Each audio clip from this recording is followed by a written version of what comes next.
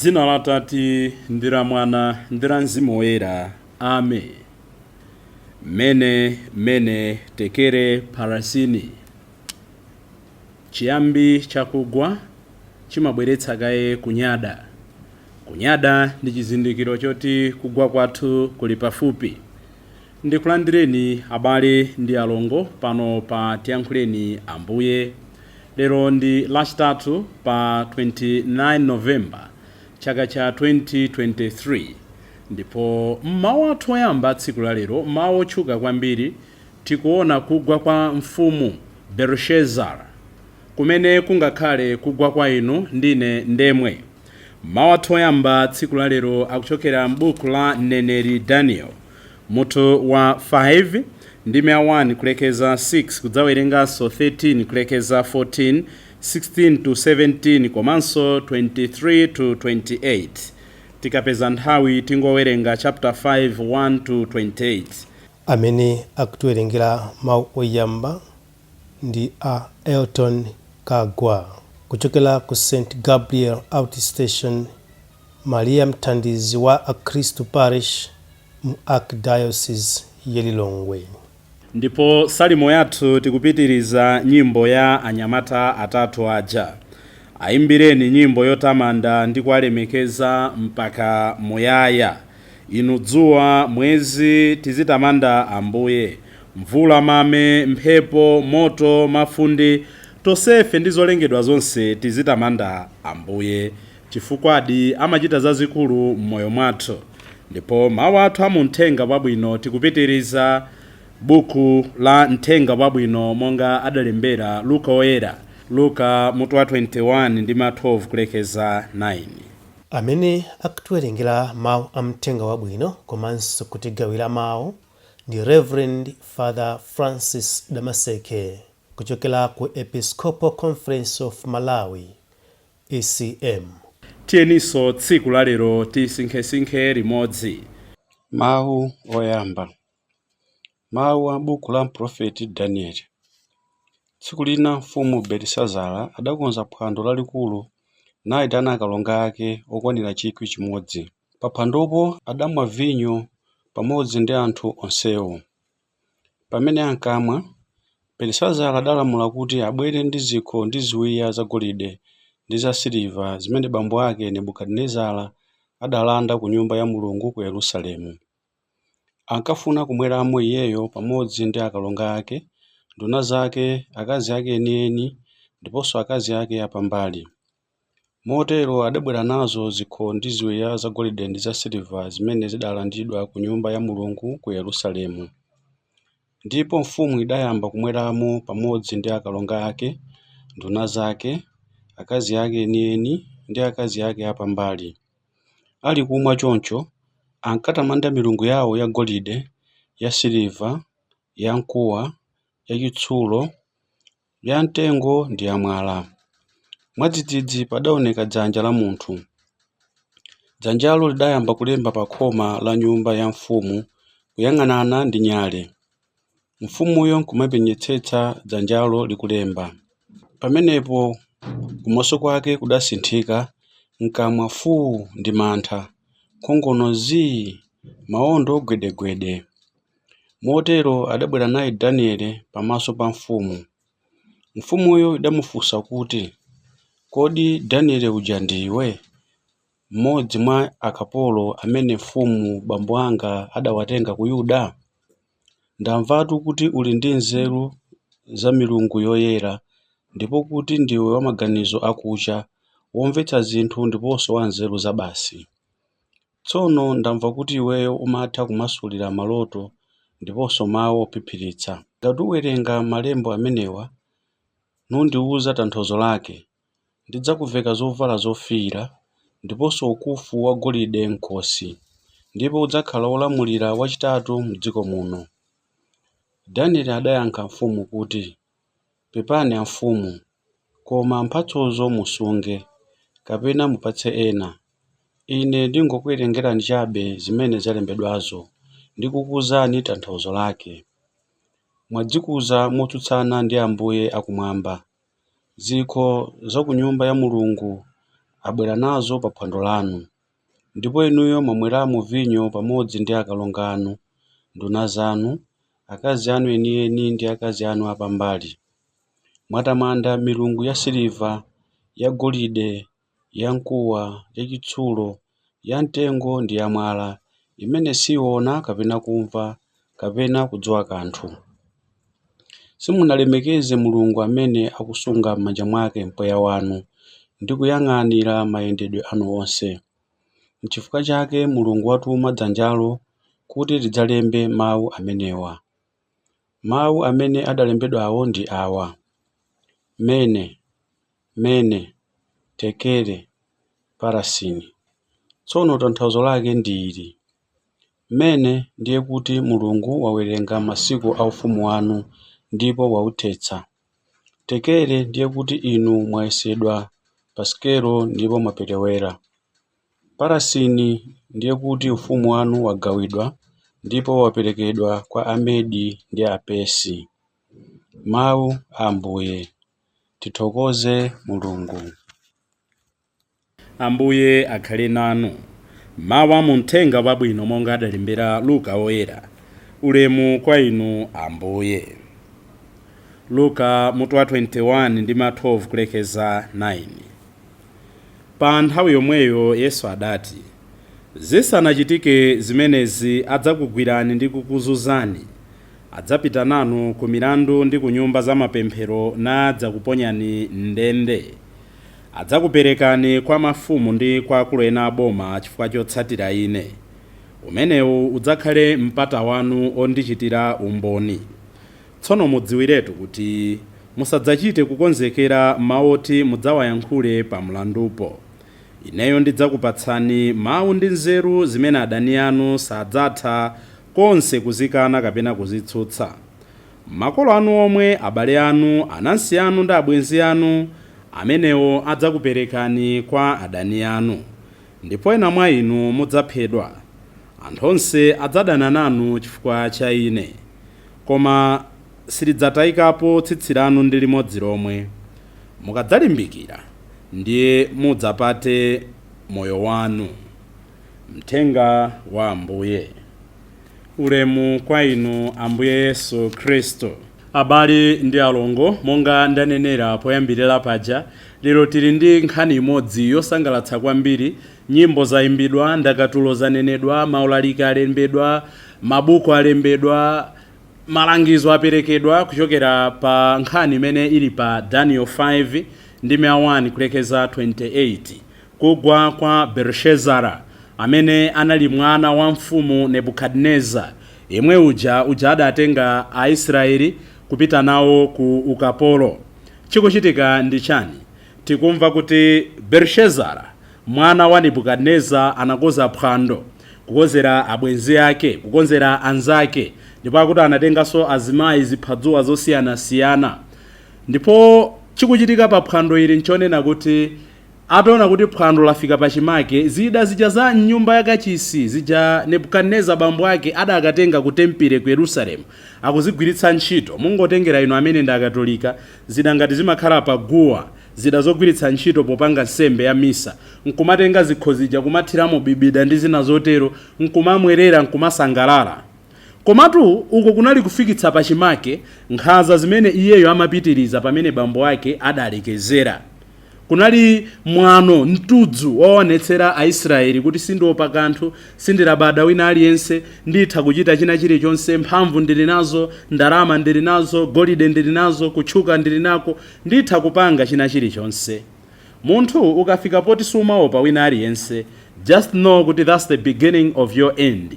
Kandi pabanja kufika poti sindimaopa ankhoswe, sindimaopa makolo, sindimaopa nsembe, sindimaopa anzanga akumphakati, ungodziwa kuti kutha kwako kwafika. Mmoyo mu umayenera uziopa wina wake. Tsono chikuchitika ndi chani? Phwando litakoma, mkatikati mwa phwando tikumva kuti Mulungu akulemba pa khoma, finga chala cha Mulungu chikulemba pa khoma: Mene, Mene, Tekel, Parasin. Ufumu wanu tauona, tauyesa, ndipo walephera. Kuchokera nkhani yakugwa kwa Nebukadneza, makamaka mwana wake Belshazara, pali maphunziro angapo mwina asanu kwa tsiku la lero amene ndimafuna inu ndi ine tilingalire zimene tingamakhale tikuphunzira mnkhaniyi zoti tizigwiritsa ntchito mmoyo wathu wa tsiku ndi tsiku. Choyambirira tikuona kuti bambo ake a Belshaza amene anali a Nebukadineza Mulungu ankawayankhula kudzera m'maloto, ndipo akayankhulira Daniel amamasulira. Izi zikutanthauza kuti kudzakhala njala, izi zikutanthauza kuti ufumu wanu udzagwa, izi zikutanthauza kuti kudzabwera ufumu wina wamphamvu umene sudzatha konse. Komano uyu Belshaza sakumuyankhula kudzera m'maloto ayi. Tikuona chala chikulemba pa khoma chikubwera chokha nkumalemba mawu monga ndanenera moja Mene, Tekel, Parasin. Phunziro lathu loyamba ndilonena kuti Mulungu amayankhula mmene iye wafunira pogwiritsa ntchito njira ina iliyonse. We should be very attentive to the promptings of the Holy Spirit, for God can use any medium to speak to us. Mulungu adamuyankhula Yosefe m'maloto, Mulungu akumuyankhula Nebukadineza kudzeraso m'maloto, Mulungu lero akumuyankhula Belshazzara kudzera muchala cholemba pa khoma. Inu ndine ma experiences athu atsiku ndi tsiku tikuyenera tizimvetsera, tisamangoona zinthu zosangalatsa nkuyimira pompo kapena kuona zinthu zokhumudwitsa nkuyimira pompo. Pachina chilichonse chimene chikuchitika m'moyo mwathu tikuyenera tizipanga interpret the signs of times. Ife amene tikukula tayamba dazi tizidzifunsa kuti zikutanthauza chani m'moyo mwanga. What is it that God is speaking to me? If today I have plenty of money, ndi chani chimene Mulungu akundiyankhula mu chuma changa? Ngati lero ndikuyenda mu usiwa, ndikuyenda mu mphawi, ndine munthu olala, Mulungu nkulala kwanga akundiyankhula zotani? Muli pabanja pali mtendere throughout, Mulungu akundiyankhula zotani? Muli pabanja muli kusemphana chichewa, Mulungu akundiyankhula zotani? Mulungu amatha kuyankhula mchuma chathu, Mulungu amatha kuyankhula mu imfa ya anzathu, Mulungu amatha kuyankhula mmatenda anga kapena mmatenda anzanga. Kodi timatha kuphunzira kuchokera zimene zikuchitika mmoyo wa anthu ena?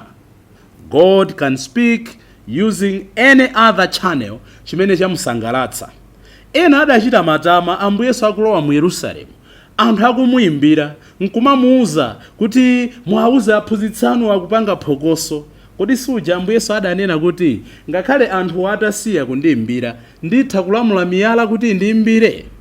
Be very attentive to what is happening in your life. Chachiwiri chimene tingaphunzire apa nchonena kuti tikuyenera tiziphunzira kuchokera ku ma experiences azathu. Monga ndanenera, kugwa kwa bambo ake a Belshaza a Nebukadineza kunali chifukwa cha mwano, kunali chifukwa cha matama. Anadziona ngati afika Mulungu, koma ndi aja anakanthidwa kwa zaka 7. Mapeto ake nkusauka kwawo mmatenda awo. Timamva kuti Nebukadineza adalapa ndi kubwerera kwa Mulungu. Koma tikuona kuti mwana wake Belshaza akubwereza ma mistake omwe amene bambo ake amachita. Akugwiritsa ntchito zida zomwezo zimene bambo ake adakatenga ku nyumba ya Mulungu ija, nkumazigwiritsa ntchito molakwika. Inu ndine pali zinthu zambiri zimene zakhala zikuchitika mmoyo wanzathu, koma mwina sitimafuna kuphunzira makamaka pa zolakwika. Auje adagwa mngongole chifukwa cha izi, auje ali mmavuto awa chifukwa cha izi, auje chifukwa cha mtima osirira anthu adanamizira, auje chifukwa cha mtima osirira adakatenga ngongole akulephera kubweza. Are we able to learn from the mistakes of others? Fundo yachitatu imene tingaphunzire ndi mawu oyamba tsiku la lero ndonena kuti tisayerekeze kugwiritsa ntchito zinthu za Mulungu molakwika. Never ever dare to misuse consecrated things for worldly things. Tisagwiritse ntchito zinthu za Mulungu kunjira zolakwika. Belshaza anakatenga zikho zimene bambo awo adakalanda kukachisi, zida zimene amaperekeramo nsembe, zida zimene amaperekeramo chifuniro cha Mulungu, zida zimene amaonetsera kuti Mulungu tikukukondani kudzera mu izi. Iwo anasandutsa zomwera bibida, iwo anasandutsa zochitira phwando. Mwina inu ndine sitingakhale ngati Belshaza pomagwiritsa ntchito zinthu zakutempire motero ayi, koma zilipo zinthu zina zimene timaziseweretsa zimene is meant to be holy things, to be respected and to be used with honor and respect that it deserves. Ino amene ndi akatolika timakhala tadalitsa korona, nsalu ndi zina zotero zimene timazitchula kuti ma sacramentos. Mukaona kuti ena chifukwa choti akuthamangira ku Chinkhoswe amatenga nsalu tuyodalitsa kumapuputira nsapato, kugwiritsa ntchito zinthu molakwika zimene zili zoyera. Ndife angati amene timakhala tikunama kapena tikutukwana kapena tikusinjirira zathu korona odalitsa ali pakhosi. kugwiritsa ntchito zinthu za Mulungu molakwika. Ndangati amene tili m'maudindo timagwiritsa ntchito maudindo molakwika to influence or to change other people's opinion, chifukwa choti tikuzigwiritsa ntchito zinthu zimene okhala zabwino molakwika. Ine okhala wansembe kuima paguwa m'malo momalalikira za chikondi, m'malo momalalikira za ukumanga, m'malo momalalikira za chikhululuko, m'malo momalalikira zoti anthu atembenuke mtima, mwina kuima patsogolo pano ndikumalalika zogawa mitundu, ndikumalalika zinthu zimene ndikudziwa kuti ndikungofuna ndipindule, kugwiritsa ntchito zinthu molakwika. How many of us have misused, abused and overused zinthu zoyenera kuzilemekeza? Dzimvere muntoro. Chinthu chachinayi chimene pachatanena kuti pali maphunziro asanu. Chinthu chachinayi chimene tikuphunzira ndi moyo wa Belshaza ndi chala chimene chikulemba pa khoma nchonena kuti inu ndine sitingakhale oledzera monga mmene analedzera Belshaza. Inu ndine sitingamachite masewera monga mmene anachitira Belshaza ku nyumba ya Mulungu. Komatu inu ndine nkutheka taledzera mu njira zosiyanasiyana. How many of us are drunk with worldly cares, drunk with academic and occupational ambitions, that we end up spending more time studying, more time working to the point where we have no time for God's work, for God's word, and for God's everything that He demands of us? Nkutega ife sitinaledzere ngati Belshaza, koma taledzera mu zichitochito zathu za tsiku ndi tsiku. Taledzera ndi kufuna kutchuka pa nkhani ya maphunziro. Taledzera ndi kuyesetsa kukometsa moyo wathu wa kuntchito to the extent kuti tilibe nthawi yomvetsera mawu a Mulungu. Inu ndine mwina taledzera with the media, with entertainment, kulikonse kuli phwando gokonko, kulikonse kuli zoyimba gokonko, kulikonse kuli zosangalatsa gokonko. Taledzera ndi chani? Taledzera ndi kamoyo kongofuna zinjoyi. To the extent that we are failing to see that the hand is writing on the wall. The hand is writing in our marriage kuti china chake chikuonongeka. The hand is writing kuti musembe wanga china chake chikulowerera. The hand is writing that in our nation something is very amiss, something is very completely in the wrong direction. Koma chifukwa choti taledzera ndi mphamvu, taledzera ndi ndalama, taledzera ndi kutchuka, taledzera ndi kuyamikiridwa, taledzera ndi maudindo, sitikutha kuona dzanja la Mulungu likulemba pa khoma. Funso likhalenena kuti limene ndi phunziro lathu lotsirizira. Nchifukwa chani dzanja lidalemba pa khoma? Chifukwa zinali zachidziwikire kuti Belshaza salapanso, anthu amene anali nyumba muja salapanso, koma nchifukwa chani dzanja lidalemba pa khoma? Amafuna kuchenjeza anthu ena amene anali nyumbamo, amafuna kuchenjeza inu ndine ambadwe uno, kuti Mulungu akamayankhula tizimvetsera, mawu a Mulungu akamatidzudzula tizimvetsera, china chake chikasintha mmoyo mwathu tizimvetsera. Are we able to see that the hand is still writing on the wall? Kodi tikuonabe kuti dzanja likadalemba pa khoma? Ndimadziwa bwanji kuti dzanja likulemba? Ndimatanthauzira bwanji dzanja likalemba? Otanthauzira dzanja likamalemba ndi ambiri. Tili ndi asembe athu, tili ndi agrupu athu, tili ndi asistere athu, tili ndi otilangiza osiyanasiyana, tili ndi azibusa athu, tili ndi mashehe. Tikutanthauzira monga mmene Mulungu afunira? Kapenanso ife amene tikukhala patsogolo kukhala m'malo moti tilangiza anzathu timatanthauzira dzanja la Mulungu molakwika? Musamvere amenewo, musachite zimenezo. Komatu tikuwapotoza anthu amene timenera tauze kuti the hand on the wall is saying Mene, Mene, Tekel, Parasin. Ufumu wanu tauyesa ndipo walephera, masiku anu taona ndipo walephera. Mwina atu dzanja ili likunena kuti unsembe wanga auyesa ndipo walephera, banja lanu aliyesa ndipo lalephera, upresidenti wanu auyesa ndipo walephera, uMP wanu auyesa ndipo walephera, ufumu wanu auyesa ndipo walephera. Are we able to listen when we hear that the war is being written by the hand? Ambuye atithandize tsiku la lero tizindikire kuti ndi dzanja lotani likulemba mmoyo mwathu. Dzina la Atate ndi la Mwana ndi la Mzimu Woyera. Amen.